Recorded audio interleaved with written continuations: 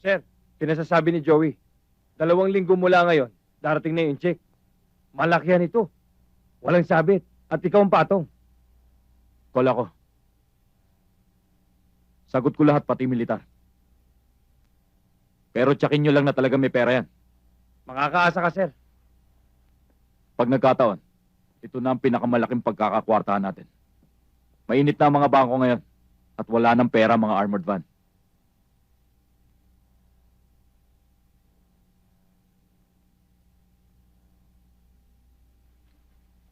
Kaya lilinya na tayo sa kidnap for ransom.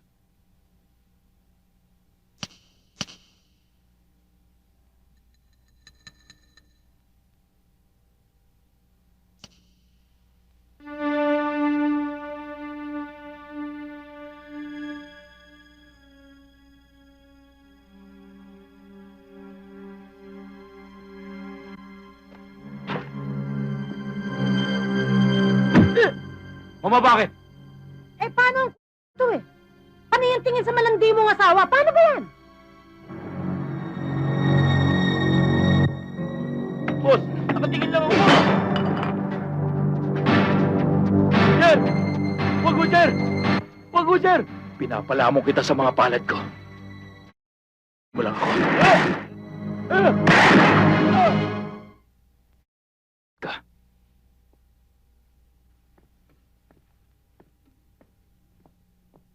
O, ano pag hinihintay nyo? Ilibin nyo na ito sa likod bahay.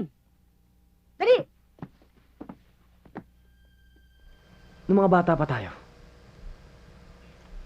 5 kilometro ang layo na nilalakad natin papuntang eskwela. Ikaw nakasapatos. Ako nakatsinelas. Pero nung mamatay ang mga magulang mo, pareho na lang tayo nakatsinelas. Tapos bigla ka nawala. Pero nung pumutok ang pangalan mo bilang hired killer, abogado na ako. Pero alam mo ba, Rafael, nung nag-aaral pa ako na abogasya, lahat ng kaklase ko nakakotse. Ako lang naglalakad. Nakikita nilang yun at yun din ang sapatos sa suot ko. Kulang na lang magpaa ako. Dahil pudpud ng swelas ang sapatos ko. Ramdam na ramdam kong init ng kalsadang nilalakaran ko. Tapos itatanong mo sa akin, bakit ko ginawa yun? Higit pa dyan naranasan ko eh. Mabuti ka nakapagtapos ka ng pag-aaral mo. Eh ako, puro kamalasan ang inabot ng buhay ko. Namuhay akong parang dito sa syudad. Mabuti ka nga, nakatikim ka makatulog sa banig eh. Ako sa dyaryo lang ako natutulog. Umulan, umaraw, hanggang sa makatapos ako. Hindi lang nga sa pag-aaral. Dahil naging professional ako. Naging professional killer ako. Pero kahit kailan, hindi ako ng 11 ng tao. Wala akong pinag-interesan na pag-aari ng iba. Alis na ako.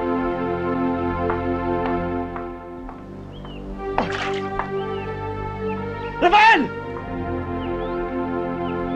Meron ka pa bang palabra de honor?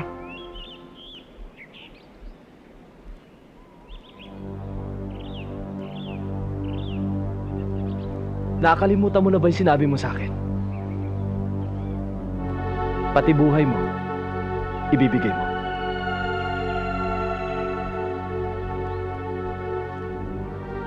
Utang ng katawan, kaluluwang kabayaran.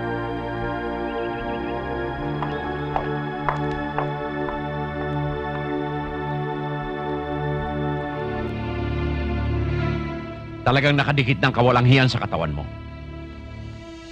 Pero hindi ako makakapayag na makasama mo ang anak ko habang buhay. Kinalulungkot ko, pero hindi ko kayang pagbigyan ng inyong kahilingan. Hindi ko kayang iwanan inyong anak. Hanga ako sa tatag ng loob. Kaya bibigyan kita ng pagkakataon.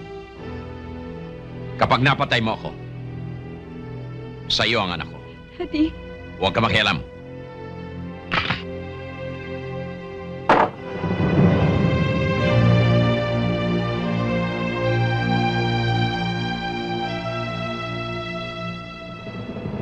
Hindi ko kayo pwedeng labanan.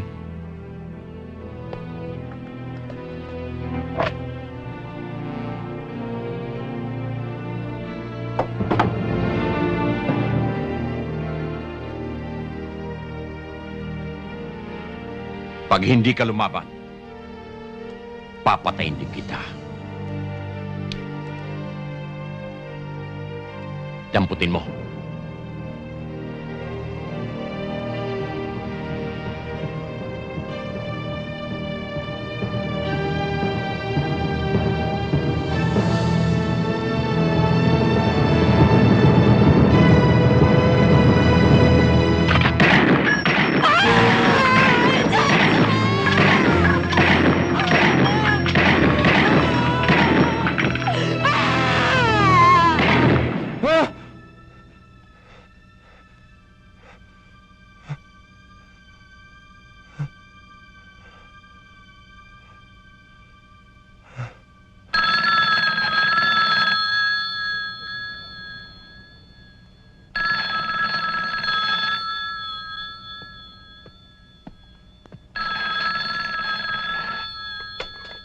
Hello?